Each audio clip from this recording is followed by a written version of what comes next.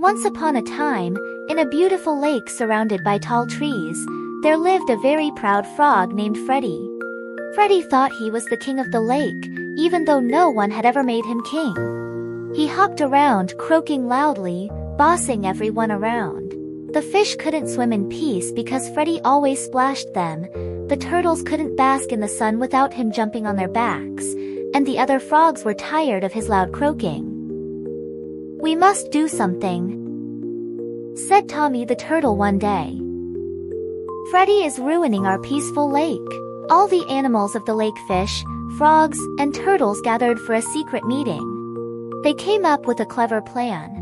They decided to ask a bird, Sally the Swift, for help. Sally was quick and clever, and she agreed to help with the plan.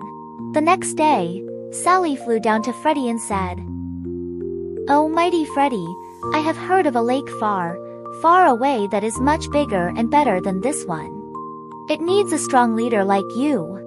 Would you like me to take you there?"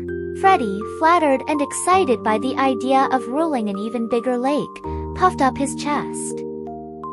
"Of course. Lead the way," he said. Sally flew ahead, and Freddy hopped behind her through the forest, dreaming of his new kingdom. After a long journey, they reached a small water hole in the forest. "Here we are. This is your new lake," said Sally. Freddy didn't notice how tiny and muddy it was. He was too excited about his new role as a king.